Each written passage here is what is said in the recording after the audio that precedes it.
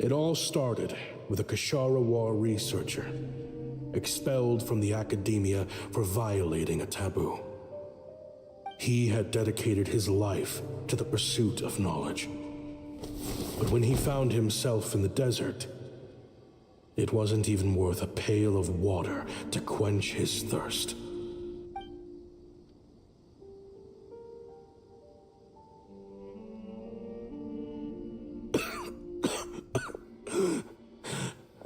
Could you spare some water? I'm a Kashara War researcher. If you need something, I could. Researchers like you are a dime a dozen. Swat is a whip until you find yourself in the desert. Then, you're lucky to survive the night. Are you mocking me? No, son. Just still trying to figure out why I've got such a soft spot for strays like you. Here, give me your canteen.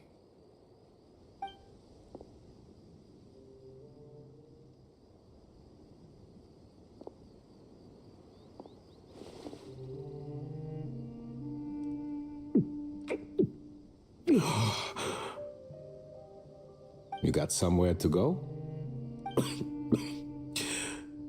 Not really. Thanks to this water, though. At least I can rule out the bottom of a vulture's stomach. Now you're talking like desert folk. You could always join my band of misfits. What would I do? Gather food, guard our water source, just like everyone else I've taken in. Of course, if you have something you're good at, you're welcome to show it off. Every little bit helps. All I know is weapons. Weapons? Yeah, I love studying them. Big and powerful ones, small and deadly ones, old ones, new ones. I believe the essence of Kashara War research is embodied in weaponry, and the pursuit of this kind of technology is what pushes the world forward. My lifelong goal has always been to become a foremost expert on all kinds of weapons, so I can invent even more advanced ones. So I might have borrowed a few sensitive techs without permission, but you see the vision, right? The higher-ups in the academia just didn't understand. The academia could have 1,001 reasons for exiling you out here, and it still wouldn't matter to me, son. All I care about is what this specialty of yours can do for us. I can help upgrade your weaponry. That should come in handy in a dangerous place like the desert, surely. True, weapons are essential to life here in the desert. Most folks get them when merchants happen to pass through. But when it comes to protecting the people here, this scimitar in my hand is more than enough. The kind of weapons you're talking about are overkill for a place like this. Overkill? Really? Our group is lucky. Our ancestors learned how to protect the oasis from the sandstorms to prevent it from drying up. Plus, we're pretty far off the beaten path. Helps us avoid conflict with other bands of eremites.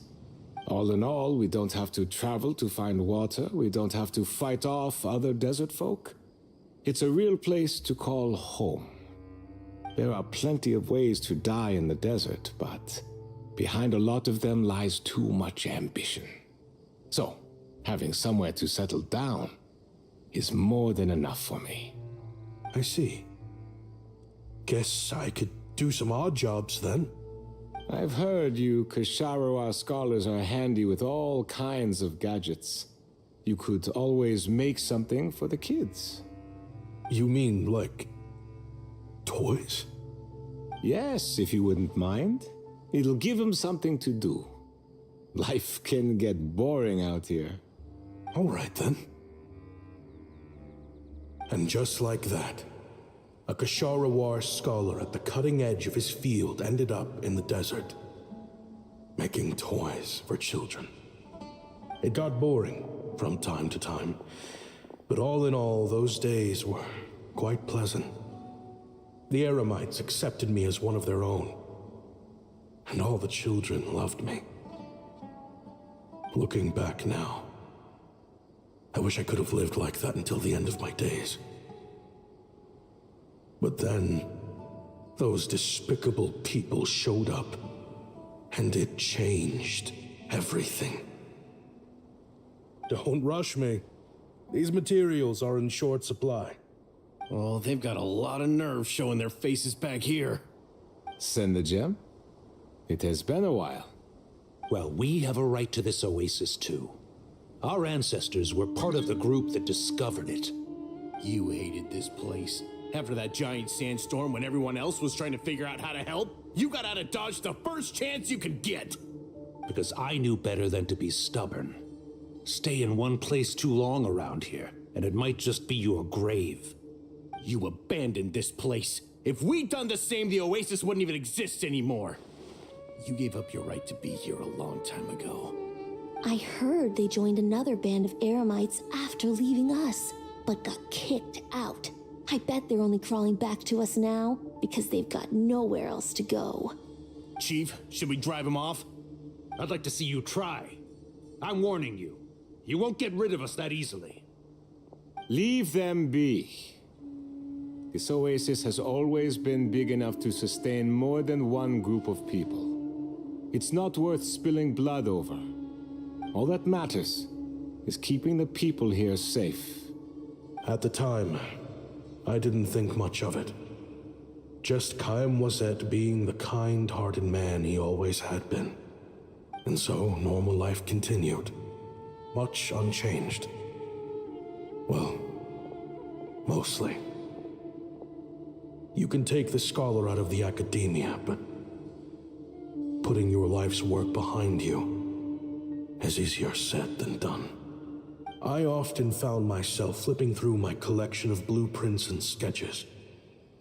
The ruin drakes scattered around Sumeru were of particular interest to me. As far as I knew, no one had been able to analyze or reproduce the technology within those mechanisms. But I was able to design a kind of lure to bait them into attacking a specific target, in effect, turning them into a weapon. Somehow, the new arrivals at the oasis must have caught wind of it, because they soon started taking an interest in me.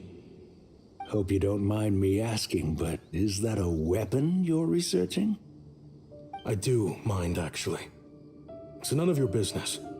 Rumor is you used to be a researcher at the academia. All that knowledge going to waste out here in the sticks. What a shame. What do you want? I want to team up.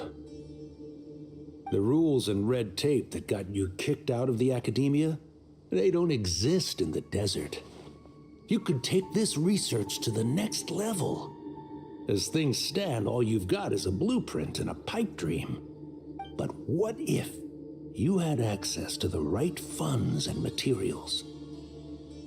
What are you suggesting? Me and my men can get you what you need. In return, all you gotta do is bring this sketch to life. We've always had a good eye for business, just never the right product. But this thing right here, the different bands of Eremites are gonna shell out more left and right to get their hands on it. You want to sell it? It's a win-win. You provide the goods, and I earn enough mora from these people to fund the research of your dreams. I don't know. I understand what you're worried about, but listen, it won't come back to bite the people here. These people don't think bigger than this place. They don't get involved in conflict. I mean, come on. Their biggest enemy is the weather. You've made a bad name for yourself around here. I don't want any part in this. Well, it's your choice. But it could be the last meaningful choice you ever get in life. So I'll ask you again. Do you want to finally develop the weapons you've been dreaming of and realize your academic ambitions? Or do you want to stay here building toys for kids? How I wish I'd made the right choice back then. Yeah, we increased our prices. What about it? You gonna back out? So, you're really as money hungry as they all say, huh? Cash is king. That's just business. Fine. I'm done. I want out. What are you talking about? We're making bank here. I know what the weapons have been used for, and I refuse to be an accomplice to all this any longer. An accomplice? Listen, that's got nothing to do with us. People would be at each other's throats with or without our weapons. So they die to a machine instead of a scimitar. What difference does it make? Can't you sell more than just weapons? Surely this can't be all the Eremites are interested in buying. If you want to make the big Mora, you gotta push what sells. That's just how it is. And that right there is why I want out. Fine. I've made more than enough to leave this dump in the dust anyway. If you want out so bad, have it your way. What was that?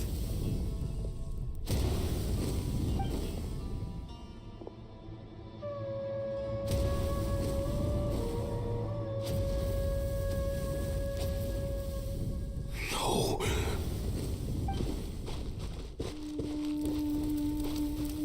Kaem was it.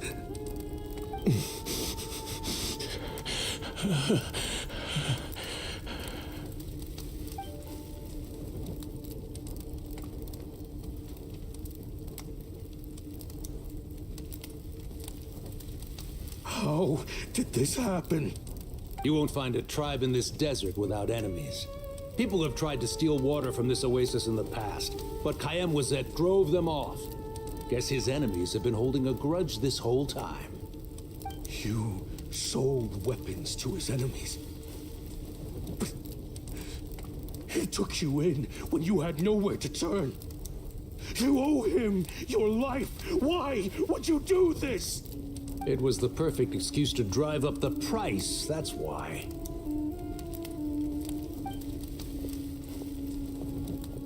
It was only later that I found out. This wasn't the first time Senegem and his men had turned around and stabbed their allies in the back. Let's just say there was a good reason they had nowhere else to turn back then. I didn't chase after them or try to hold them accountable.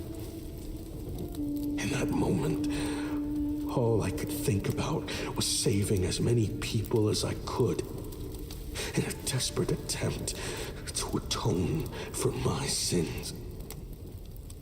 But once the weapons I designed were turned against us, the fate of this place was sealed.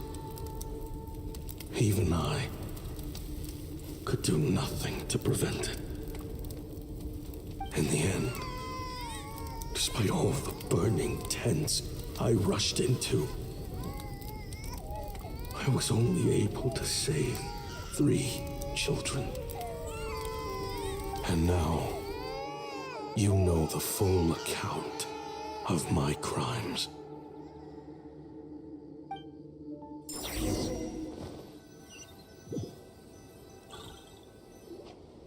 I've been raising them ever since, while attempting to hunt down the men who made them orphans in the first place. This confession is for the kids to read too. So, I hope you'll pass it along to them. They deserve to know the full truth of what happened. I know I'm in no position to make requests, but please, help them find loving parents to take them in. Above all else, they deserve a true family. Back then, I failed to see this through to the end. But I won't make that mistake again. Jeez, if this is true... He's after the same target as us. And he's out for revenge. He even lured us to Nod-Krai to help him get it. I think I know what he's planning to do with those ballistas now. If I'm right, this doesn't bode well. Then we need to find him ASAP! It sounds like he's about to do something super dangerous. But we promised the kids we'd bring him back safe. I can't just let him get rid of our target either. This crime ring runs deep. There are still many other conspirators we need to track down. Oh? You got something? He knew we'd be out of the picture investigating this place. I think he decided to spring the trap that we set up. Oh, snap. He's not working for them. So our original plan could have worked all along. The meeting will be happening any time now. Quick, we need to head to the rendezvous point.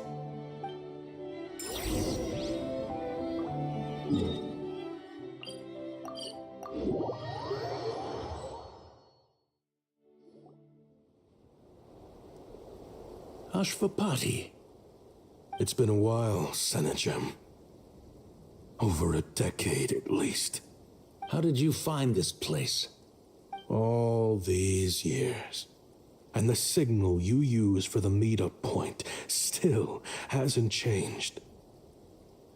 All I had to do was pose as your point of contact. And fish a time and date out of that scout you sent. Useless bunch of idiots. Just wait until my backup gets here. Oh, I think that might take a while. The Fontaine and Liyue authorities have your men locked down tight. Every last one. No. There's no way the cops could have known we'd be here. Unless, of course, someone deliberately left a trail of clues, leading them straight to the expo. That would be a different story, now wouldn't it? If they hadn't taken your agents out of the equation, I doubt I would have been able to lure you here. So now what? You gonna turn me in too? No. The authorities can have your men. But you're mine. Is that for Tui Tech? Looks like your skills are as good as ever. Listen, I know you're mad that I've been racking up Mora without you all these years, but it looks like you still got it. If you want back in, we can work something out.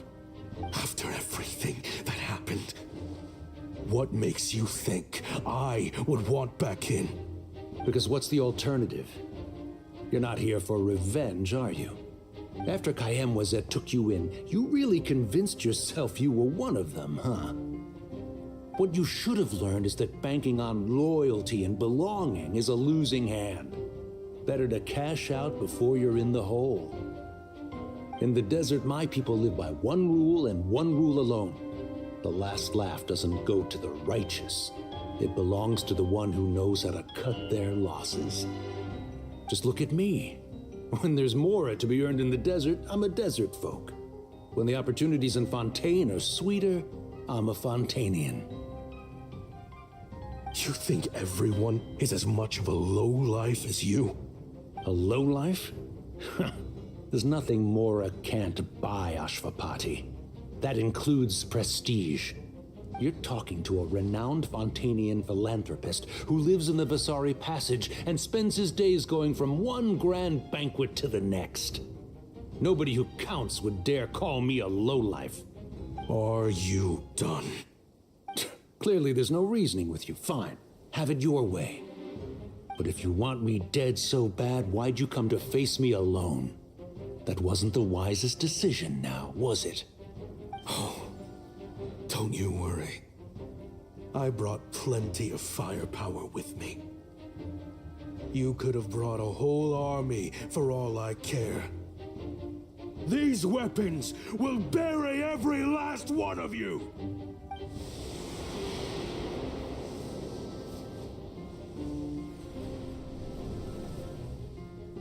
What the? Are you crazy? If that thing fires, you're not getting out of here alive either. Yes, that's the plan. It's high time both of us paid the price for our sins. He's lost his mind. Get him! Start breaking his bones until he removes this barrier. Hold it right there, all of you. Otherwise, I've got enough firepower to go around, too. The Maison Gardiennage. You got here sooner than I expected. Hey! What's that in the sky? Looks like bad news! Ashvapati, you have my word that these people will face the judgment of the Fontaine courts. Remove the barrier and come with us at once. Fontanian justice is too merciful for them. You should leave us. Stubborn fool. I don't deserve them. I have to atone for the things I've done. What is it you feel you need to atone for? Weapons research? You're from Liyue, right? Your ancestors were the first people to master the recipe for gunpowder. And yet, they turned it into fireworks and firecrackers that even children could play with. Surely, it's choices like that which make Liyue what it is today. I hear that it's a very peaceful place to live for the most part. But me? I chose to use my research skills to create weapons of war that brought death to countless people and destroyed the only home those kids had. That's why I have to atone. Because I have blood on my hands. Sounds like you don't know as much as you think about fireworks. They might be harmless fun in this day and age, but they started out as weapons too, you know. What? That's right. Fireworks and firecrackers were originally developed for use as weapons. They needed something a little more powerful than usual for purging evil forces and scaring off wild beasts.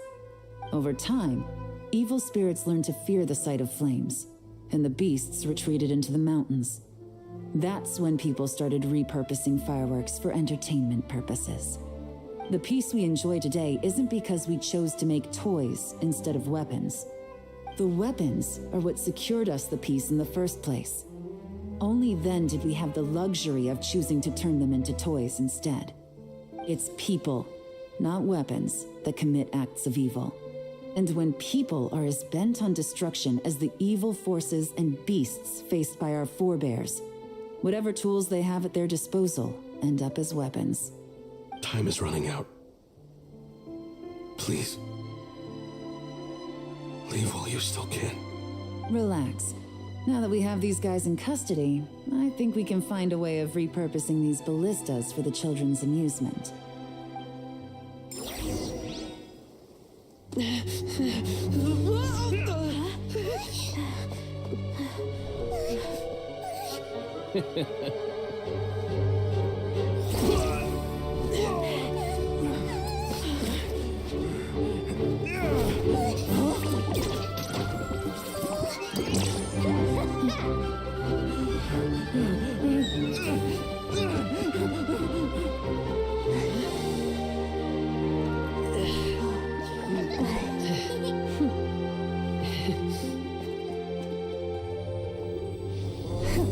I knew they were looking for trouble, but they messed with the wrong manager.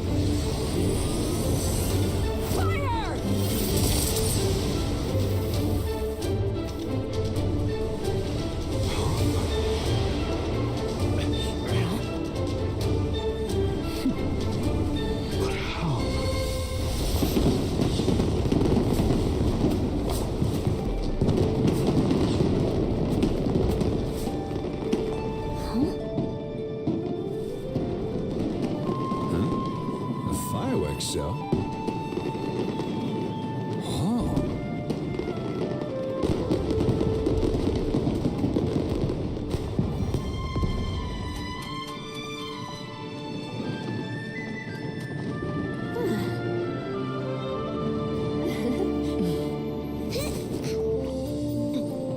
Recording mode on. Has this always been part of the show?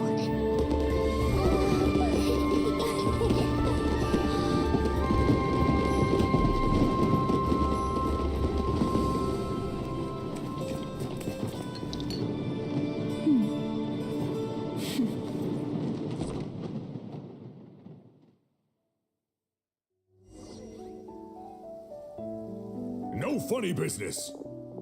I never imagined the Guizhong ballista could be used for something so beautiful. If you'll agree to come with us and answer some questions, it would be a big help to our investigation. Of course. You'll have my full cooperation.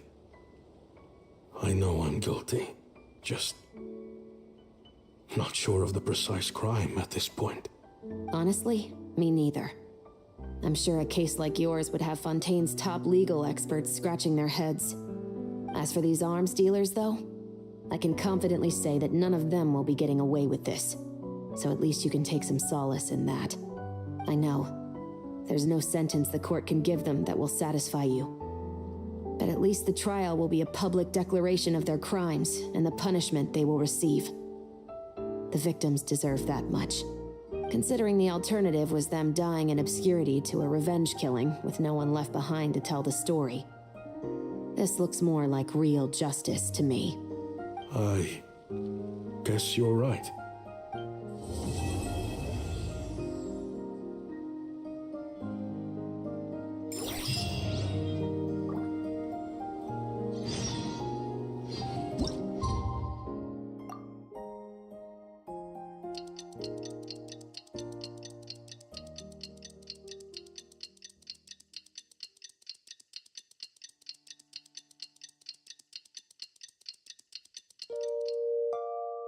Lumia's just too... What do you think they did with Ashvapati in the end? Let's go ask them for an update.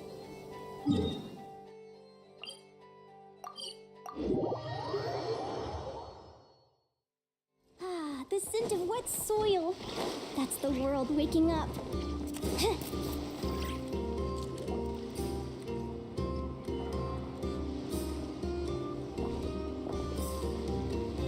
Great! Everyone's in one place.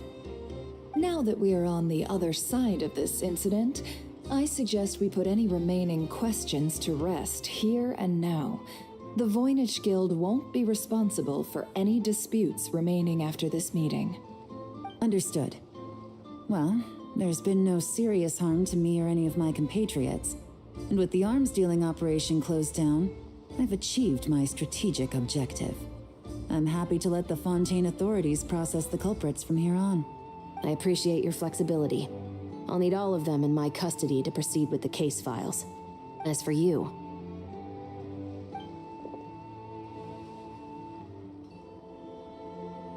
given your association with the Voynich Guild, I suspect the boss of the Curatorium might raise some objections if I insisted on bringing you into custody as well.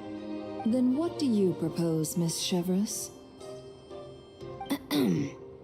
While pursuing one of the suspects in this case, it was unfortunately necessary for me to destroy a certain signboard in Nasha Town. Is that an official confession, officer? What I'm suggesting is that I don't file charges against Ashvapati, he stays here, and in return, you don't seek damages for the signboard. Sound fair? Deal. Huh. That went surprisingly smoothly. Paimon figured it was gonna be a whole ordeal. Uncle Ashvapati, we... They told us the whole story. Everything you've done. Even so, we still want you as our uncle. But If you'd been less trusting of the promises these men made to you back then, and left some weapons for your own people to defend themselves with, maybe things would have turned out differently. The way I see it, your crime wasn't the weapons research itself. It was failing to use that knowledge sensibly, to protect the ones you cared about. Yeah. You're absolutely right. Well then, what are you waiting for? The chance to atone for real is staring you right in the face. Children, from now on, I will protect you with my life. Traveler, Yelan, on behalf of the Fontaine authorities, it has been a pleasure working with you both. I wish you all the best. I have plenty of other business to attend to, so it's probably about time I got going as well. See ya. Looks like you're a free man. I guess, but even if they won't arrest me, I still have a lot to answer for. I joined the Voynich Guild with my own agenda and nearly ruined their reputation. Are you really gonna let me get away with that? After you joined us, it didn't take me long to find out that you'd lied about nearly everything. Everything except your desert origins. That turned out to be true. I actually consider the desert my home too, so I was interested to learn who the real Ashvapati was. Thanks to the Traveler, I now know the full story. And my, what a story it is. Granted, the final chapter caused us a fair amount of trouble. But hey, sometimes that's the price you pay for a good ending. Are you serious? I mean, obviously I can't let you stay in the guild. Not after all the rules you broke. I completely understand. I'd recommend that you take these kids back to the desert. Why? The desert has been plagued by seemingly endless conflict since as far back as I can remember. But your story offers a glimpse of a different way of life. Maybe there really is hope for peace in the desert. The Sumeru of today is a different world than what it once was. With Lesser Lord Kusanali at the helm, who knows where the possibilities end? Maybe you could rebuild the home these kids once knew. I'm flattered, really. But that was a lifetime ago. I'm sure the sandstorms will have buried any last trace of that oasis by now. Sure, we could put up a few tents and call it a settlement. But what then? It would be a brutally harsh existence. There's no way around it. Where there's Mora, there's always a way. Hello, my dear customer. Why don't you discuss your needs with me? If you can dream it, you can buy it. So Mora is the answer, huh? All right. Say I wanted to buy a hometown for these children. You telling me I can buy that from you? Don't take her so literally. She's just doing her sales pitch. Sure can. Huh? Ta-da! I present to you one magical gemstone created by none other than the renowned mage Alice herself. Simply plant it in the ground and a spring will instantly start growing. Before long, you'll have yourself a fully fledged oasis. And the best part is, it's designed to work flawlessly, even in the most arid and sandiest of deserts. What the? Huh. Looks genuine to me. Goodness. They always say you can find everything at the Nod-Krai Trade Expo. Turns out it's more than just marketing hyperbole. Still, surely a treasure like this must cost the world. As much as I'd love to buy it, I don't think I'm the kind of clientele you're looking for. Actually, this could be your lucky day. The mage who tasked me with selling this insisted on setting the price herself, and she priced it as whatever keeps the kids happy. Needless to say, I could have found far more lucrative options. But alas, none of them would be worth breaking a promise to a mage over. Whatever keeps the kids happy? So what is that in Mora? Good question. I got it! How about I charge you whatever you three kids earned at the expo? Then you can say you bought back your hometown through nothing but your own hard work. I think that would keep the kids very happy indeed. Wouldn't you agree? Deal! Hooray! Well, this was a strange turn of events. I think it's safe to say that this was one of the more memorable trade expos.